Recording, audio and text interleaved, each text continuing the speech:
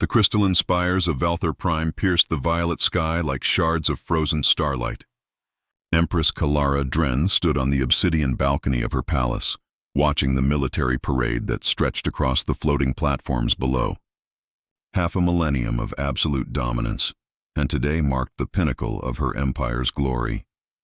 The Valtharis military marched in perfect formation, their armored forms gleaming beneath 3 suns. Warships hung in the atmosphere like predatory birds, their weapons arrays catching the light. Kalara's crimson robes flowed around her as wind swept across the heights. She allowed herself a rare smile. "Your Majesty, the outer territories send their tributes." General Theron Kress approached, his scarred features showing satisfaction. He had been her father's general, and now served her with unwavering loyalty. "As they should," Kalara replied, her voice carrying the authority of generations. 500 years, Theron. Not once has our empire faltered. And it never shall, Empress. Across the void of space, in the darkness between stars where light itself seemed to die, a different fleet stirred. Admiral Marcus Venn stood on the bridge of the Indomitable, his weathered face illuminated by tactical displays. 10 years they had waited in this frozen darkness. 10 years of preparation, of building, of planning. "All ships report ready, Admiral," Lieutenant Sophia Reeves announced from her station. The young tactical officer's sharp eyes tracked every detail across her screens. She had joined this mission fresh from the academy. Now she was a veteran of silence and patience. Marcus studied the holographic representation of Valtharis space. Their empire had grown fat on conquest, believing themselves untouchable. They had dismissed humanity as primitive, as irrelevant. That assumption would be their first mistake. "Signal the fleet," Marcus ordered, his voice steady. "We've been ghosts long enough. It's time the Valtharis Empire learns what happens when you awaken humanity." The first strike came without warning. 3 Valtharis outposts along the outer rim simply vanished from communication, their distress signals cut short. By the time emergency protocols activated, human ships had already dissolved back into the darkness, leaving only debris and questions. The celebration on Valthar Prime continued in ignorance for another hour. Kalara accepted the ceremonial crown passed down through her lineage, placed it upon her brow before thousands of cheering subjects. The moment should have been perfect. Then Theron's face appeared on her private display, drained of color. "Empress, we need you in the command center immediately." Kalara's smile faded. Theron never interrupted ceremonies unless the universe itself was ending. She descended from the dais with measured grace, maintaining composure even as dread coiled in her chest. The command center buzzed with controlled chaos. Officers shouted reports while holographic displays showed the destruction of her outposts. Kalara studied the tactical data, her mind racing through possibilities. No known species in the outer rim possessed this capability. "Who?" she demanded. "Unknown vessels, Majesty." "But the weapon signatures," Theron hesitated. "They match what we observed from human space 10 years ago, before the species went dark." "Humans?" Kalara's laughter was sharp, disbelieving. "That primitive species? They barely had functioning stellar drives." "Had, Empress." Theron highlighted the attack vectors. "Whoever they were, they're different now. Faster, deadlier. And they hit us where we're weakest." Kalara's fingers gripped the edge of the display table. Her coronation anniversary, the day meant to showcase Valtharis' supremacy, had become the day her empire first bled. She stared at the tactical map, seeing patterns that shouldn't exist, threats that couldn't be real, somewhere in the darkness. Humanity was laughing, and Kalara Dren, Empress of the Valtharis, tasted fear for the first time in her reign. The reconnaissance pod shuddered as tractor beams locked onto its hull. Sophia Reeves fought the controls, but the Valtharis cruiser's grip was absolute. She had gotten too close, stayed too long photographing their fleet formations. Now she would pay the price. "Indomitable, this is Reeves. I'm captured. Don't compromise the mission for me." She transmitted the encryption codes, then destroyed her console. Within minutes, armored Valtharis soldiers breached her pod. They brought her to a chamber that seemed carved from a single emerald. Prince Davron Dren waited there, his posture less rigid than the soldiers surrounding him. Unlike his sister's cold majesty, something thoughtful resided in his expression. "Leave us," Davron commanded. The soldiers hesitated, but obeyed. Sophia remained standing, defiant despite her restraints. Davron circled her slowly, studying her as one might study an unexpected puzzle. "You're human," he said, curiosity coloring his tone. "We thought your kind extinct or scattered. Instead, you strike at the heart of our empire. We were never extinct." "Just patient," Davron laughed, genuine amusement lighting his features. "Patient? What an interesting choice of words." He moved to a window showing Valthor Prime's cityscape. "My sister believes humans are insects to be crushed. I wonder if she's underestimated you." "Why are you telling me this?" "Because I'm tired of war." Davron turned to face her. 500 years of conquest. Do you know how many species we've subjugated? How many worlds burn with resentment? The Valtheris Empire isn't glorious. It's a prison we've built around ourselves. Sophia studied him carefully. "Seems like a strange thing to tell your enemy." "Perhaps you're not my enemy." Their eyes met, and something unspoken passed between them. Sophia felt her pulse quicken in a way that had nothing to do with fear. Meanwhile, aboard the Indomitable, Marcus Venn reviewed his tactical options. Losing Sophia was a blow, but he couldn't risk the entire fleet for one officer. Ambassador Nina Cross disagreed vehemently. "She's one of our best, Marcus, and she carries intelligence about our formations. She destroyed her data cores. Sophia knows protocol." Nina's jaw tightened. "I'm requesting permission to open diplomatic channels. If we're going to war with the Valtheris, we need to at least try negotiation." "They won't negotiate. Empires like theirs don't know how." "Let me try." Marcus nodded reluctantly. Nina was idealistic, but she was also brilliant. If anyone could find a crack in Kalara's armor, it would be her. The diplomatic message reached Valthor Prime within hours. Empress Kalara read it with barely concealed contempt. Humans wanted to negotiate. They had attacked her territory, destroyed her outposts, and now sought conversation. "Refuse," she told Theron. "Send no response. Let them understand that the Valtheris Empire does not parley with inferiors. Majesty, perhaps if we understood their intentions are clear. They wish to challenge us." Kalara's eyes blazed. "Very well. We shall show them the price of such arrogance. Mobilize the 3rd and 5th fleets. I want human space scoured clean." Theron bowed and departed, though unease gnawed at him. Something about this conflict felt different, dangerous. In his private quarters, Davron brought Sophia a meal. She eyed it suspiciously. "It's not poisoned," he assured her. "Just food. When did you last eat?" Sophia's stomach betrayed her with a growl. She accepted the plate. "Why are you being kind to me?" Davron sat across from her, his own meal untouched. "Because I see someone who fights for her people, just as I'm supposed to fight for mine. But what if both our peoples are wrong? What if this war serves no one? Your sister doesn't seem to think so. Kalara is brilliant, but she's trapped by tradition. Our father raised her to be an empress, not a person." Davron's voice softened. "Tell me about Earth, about humanity. Help me understand what we're fighting." Sophia hesitated, then began to speak. She told him about Earth's recovery from its own wars, about the generation that chose exploration over conquest, about the quiet decade of building strength not for aggression, but for survival. Davron listened, genuinely fascinated. Hours passed.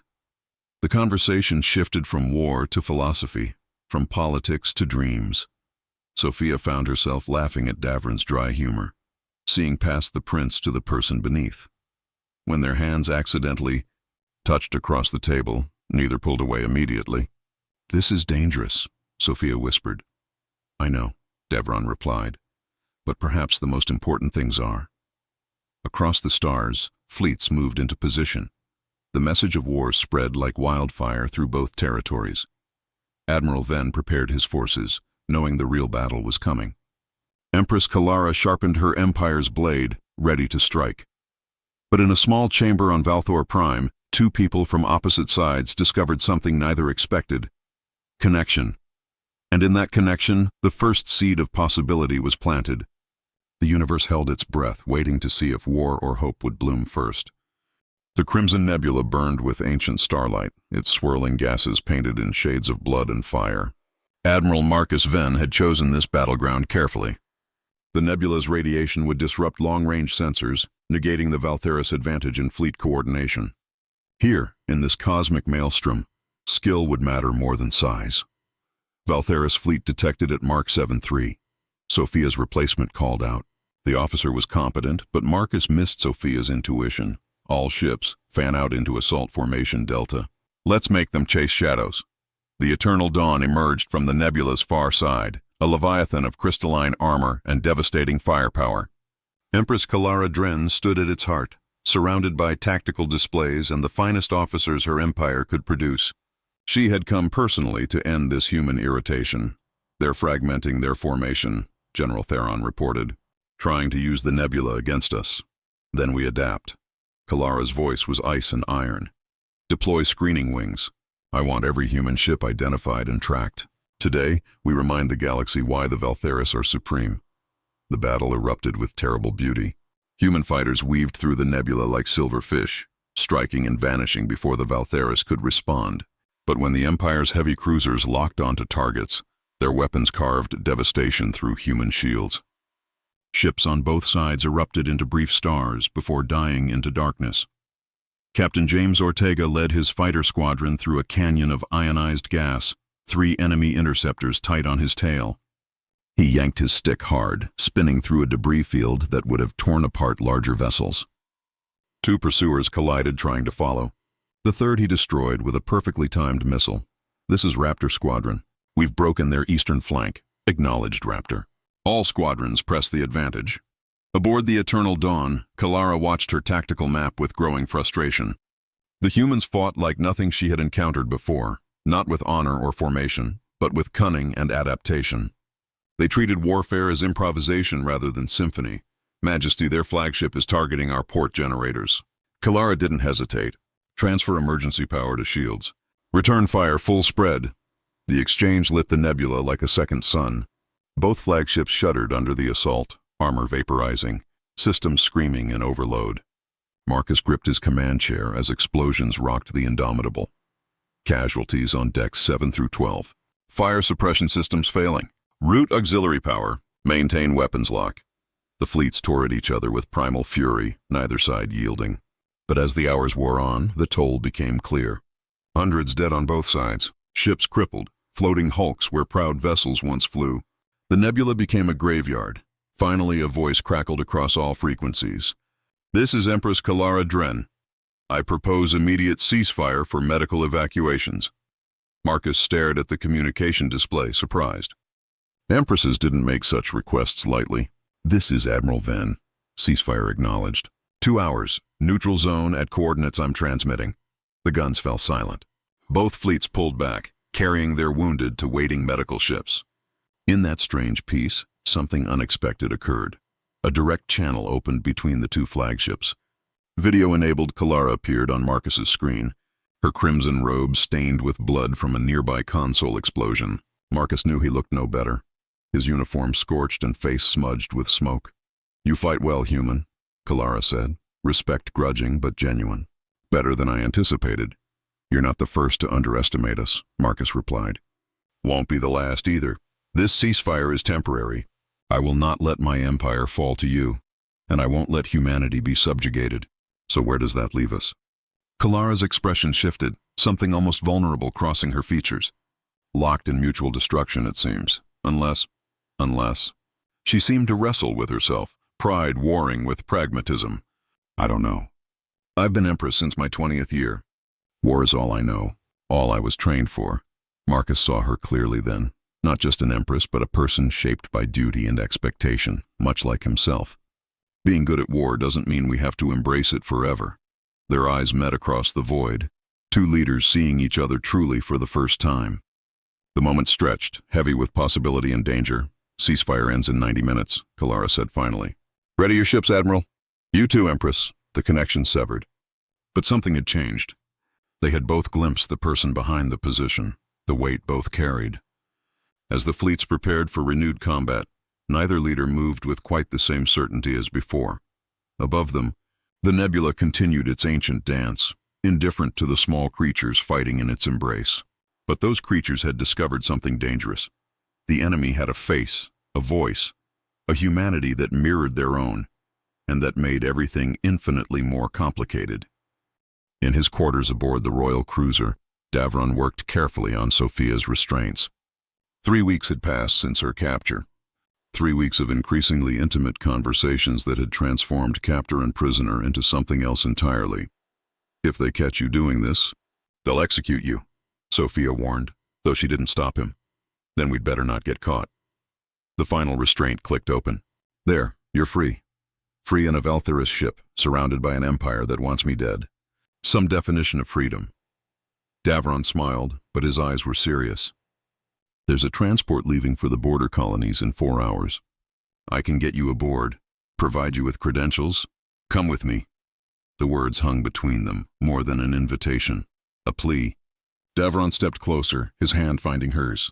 Sophia, I can't abandon my people, even though your sister is leading them to destruction, especially because of that. Someone has to advocate for peace. If I run, who will speak against the war? Sophia pulled him closer, her free hand touching his face. Then I'll stay. Help you change things from inside. That's suicide. So is continuing this war. They stood inches apart, breath mingling, the weight of impossible choices pressing down. Then Davron kissed her, and for a moment the war ceased to exist. They fell onto his bunk, hands exploring, barriers dissolving. Their lovemaking was urgent and tender, two souls stealing moments from a universe that wanted to keep them apart. Afterwards, lying tangled together, Sophia traced patterns on his chest. Tell me about Valthor Prime before the Empire. What was it like? Davron's voice grew distant with memory. My father used to tell stories of when our people were explorers, not conquerors. When we sought knowledge, not dominion. I was 7 when he died, but I remember his disappointment in what we'd become. We can go back to that. Both our peoples. Can we? Davron pulled her closer. Sometimes I think we're too far down this path. Then we make a new path. Meanwhile, across the Empire, rebellion bloomed. The subject worlds, seeing humanity's resistance, found their own courage. The Trellis sector declared independence. The Mordan colonies refused tribute. Kalara's empire, once monolithic, began fracturing like stressed crystal. Majesty, we need to redirect forces to quell the rebellions, Theron urged. If we don't act now, we lose the initiative against humanity, Kalara finished. She stared at the tactical display showing her fragmenting empire. How did this happen so quickly? Hope is contagious, Empress. Humanity showed them that the Valtherus can bleed. Kalara felt the walls of her palace closing in. Everything her father built, everything she'd maintained, crumbling because one species refused to submit. She dismissed Theron and stood alone, truly alone, for the first time in memory. The communication request from Admiral Venn surprised her. Against all protocol, she accepted it privately. Empress. Marcus greeted her, his expression weary. I think we need to talk. Really talk. You've already said enough with your guns, Admiral. Have I? Because from where I'm standing, we're both losing. Your empire fractures, my fleets are bloodied, and for what? Pride? Kalara wanted to rage at him, to cut the connection and order renewed attacks. But exhaustion settled over her like a shroud. What do you propose? Meet me, face to face, neutral territory. No weapons, no guards. Just two people trying to find a way through this mess. That's insane. Probably. But so is everything else we're doing. Something in his voice, in the genuine fatigue she heard there, resonated with her own exhaustion. One meeting. If you attempt treachery, I won't. You have my word. They met on an abandoned station at the border, ancient and cold. Kalara arrived first, her breath misting in the thin atmosphere. Marcus came alone as promised, and they stood in the empty observation deck watching stars wheel past. I didn't want this war, Kalara said finally. I inherited it. Inherited the expectation of dominance, of conquest. Do you know what it's like, having your entire existence defined before you're old enough to choose? I chose to fight, Marcus replied. But I've been at war so long, I'm not sure I remember what peace feels like. Is that what we are? Two people who've forgotten how to be anything but warriors? Marcus turned to face her fully. In the starlight, stripped of titles and fleets, they were just two exhausted people carrying impossible burdens. Maybe. Or maybe we're two people who can remember together. Kalara felt something crack inside her, the armor she'd worn since childhood finally yielding. I'm afraid, Marcus. Afraid that if I stop being the Empress, I'll discover there's nothing beneath, that I'm only the crown. He stepped closer, close enough she could see the scars on his face, the silver threading his hair. You're more than a crown, just like I'm more than a uniform. How can you know that? Because I see you, not the Empress, you. Their hands found each other in the darkness, and something long frozen began, tentatively, to thaw. The revelation of Sophia and Davron's relationship exploded across both civilizations like a supernova. Someone had leaked surveillance footage, the two of them together, clearly in love, speaking of peace and unity. Public reaction split sharply. Some called it treason, others saw it as hope incarnate. Kalara summoned her brother to the throne room, her face an unreadable mask. Davron entered expecting execution, but Sophia walked beside him hand in hand. If he was to die, they would face it together. You've made me look like a fool, Kalara said flatly. I've fallen in love, Davron replied. That's not about you. Everything in this empire is about me. The Empress's control cracked, revealing the turmoil beneath. I am Valtheris. I am the Empire. If I show weakness, everything crumbles. It's already crumbling, sister. Not because of weakness, but because you're trying to hold together something that wants to break free. Sophia stepped forward. Your Majesty, humanity doesn't want to destroy the Valtheris. We want to exist without subjugation. That's not weakness, it's evolution. Kalara turned away, staring at the throne that suddenly felt less like a seat of power and more like a prison. Our father would be ashamed of what I'm considering. Our father would be proud that you're wise enough to change course, Davron said softly. Strength isn't refusing to bend. It's knowing when to grow. The Empress was silent for a long moment. Then, without looking back, she whispered, what would peace even look like? The summit was held on Nova Station, a neutral facility constructed specifically for the negotiations. Admiral Marcus Venn led the human delegation, Ambassador Nina Cross at his side. Empress Kalara represented the Valtheris, with Elder Moros of the Peace faction accompanying her. Davron and Sophia stood between the groups, physical symbols of what unity might achieve. Chancellor Victoria Hayes of the Earth Coalition addressed both parties.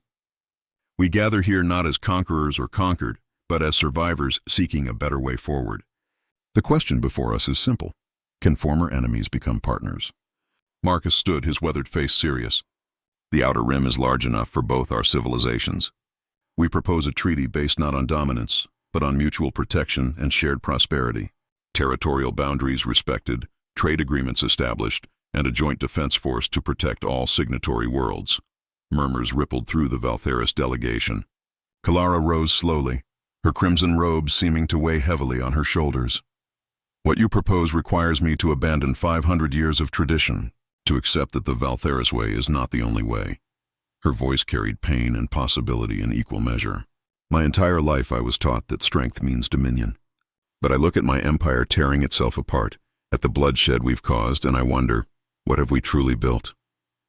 She turned to Marcus, their eyes meeting with an understanding born from their private conversation. You asked me once what I was beneath the crown. I still don't know, but perhaps it's time I found out. Kalara reached up and removed her ceremonial crown, setting it on the table before her. The gasps were audible. No empress in history had ever removed the crown outside of death or abdication. I propose something radical, she continued. The Valtheris Empire ends today. In its place, I offer the Valtheris Republic, a government by council, where all member worlds have voice and vote. And I propose that the first act of this republic is to enter coalition with humanity. The room erupted. Valtheris officials shouted in outrage and approval alike. Elder Moros wept openly. Marcus stood stunned, never expecting such a dramatic transformation. Nina leaned close to Marcus. She's giving up absolute power. Do you understand what that means? It means she's braver than any warrior I've fought. The negotiations continued for weeks, hammering out details, addressing concerns, building frameworks for unprecedented cooperation. There were setbacks and arguments, moments when old animosities flared. But slowly, impossibly, a treaty took shape. 6 months later, construction completed on Unity Station, positioned at the border between Valtheris and human space. The station was a marvel of combined engineering. Human innovation merged with Valtheris elegance. Here, mixed crews would live and work, the first generation to know cooperation instead of conquest. Marcus and Kalara attended the dedication ceremony, no longer Admiral and Empress, but coordinators of the Coalition Defense Force. Their relationship had evolved into deep friendship, two people who understood the weight of difficult choices. "Do you regret it?" Marcus asked as they watched ships from both civilizations dock peacefully. "Giving up the Empire?" Kalara smiled, and for the first time it reached her eyes completely. "Every day I wake up terrified, and every day I feel more alive than I did in 20 years as Empress. That crown was gilded cage. You helped me see the door. You walked through it yourself. That took more courage than any battle." Nearby, Sophia and Davron prepared to depart for Valthor Prime, where they would work on the new Republican government. Their wedding was planned for the following month, the first official union between their peoples. They stood close, fingers intertwined, whispering and laughing about their future. "Think they'll make it?" Nina asked, joining Marcus and Kalara. "I think they already have," Kalara replied. "They're what we're building this for. A generation that won't have to choose between love and loyalty, because the divisions won't exist anymore." The ceremony concluded with both the human and Valtheris anthems played together, creating an unexpectedly beautiful harmony. As the crowd dispersed, people from both civilizations mingled, cautiously at first, but with growing warmth. That night, Marcus stood in Unity Station's observation deck, watching stars he'd once viewed as battlegrounds. Kalara found him there. "Can't sleep?" she asked. "Too much history being made. Seems wrong to miss it." They stood in comfortable silence, two warriors learning to be something else. In the reflection of the viewport, Marcus saw not enemies or allies, but simply people, reaching across the darkness toward each other. "We did something impossible," Kalara said softly. "Change the current of history. We did something necessary," Marcus corrected. "The impossible part is what comes next. Keeping it. Then it's fortunate we're both stubborn." Their laughter echoed through the observation deck, a sound of hope in the vast indifference of space. Behind them, Unity Station hummed with life, a monument to the radical notion that former enemies could become partners, that war was choice rather than destiny. The Valtheris Empire had stood proud, until humanity's fleet appeared from the dark. But what emerged from that confrontation wasn't victory or defeat. It was evolution. Two civilizations, forged in conflict, choosing to build something neither could achieve alone. And in that choice, the true dawn began.